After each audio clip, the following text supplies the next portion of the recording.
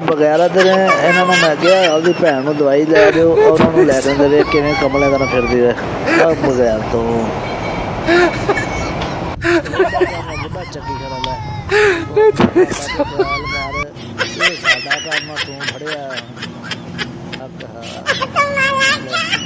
इनू कोई नज़ारे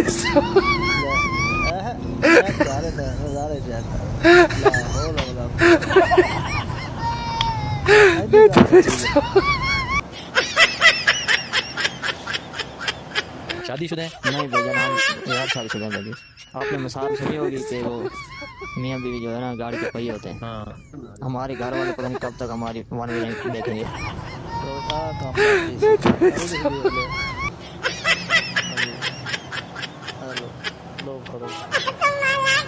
लो जी पैसा शाबाश बाकी कम जदीद हो जाए तेजी ना होना चाहिए फिर मोबाइल भी चलाना वेले हो गए जितने रात पै गई नाले सौ गया नाले सफर कर लिया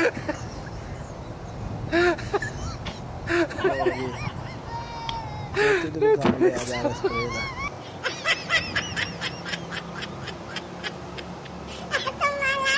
कम खर्च वाला पैसा चेक करो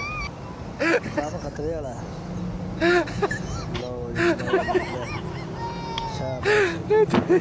पुठे पुठे काम सारे लोग ले इनू किन्ना चाह तां बहन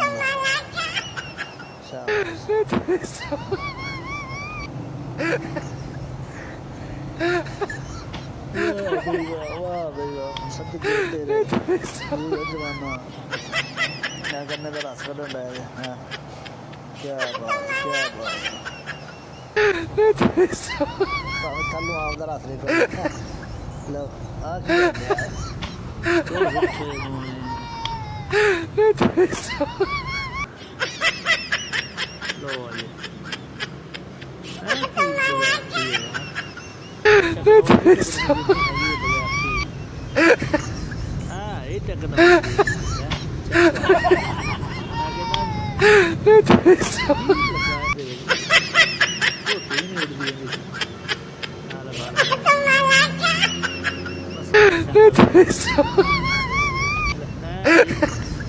पेट्रोल दी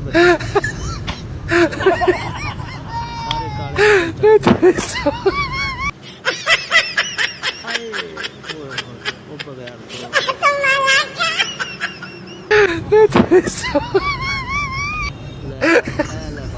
भाई दी गल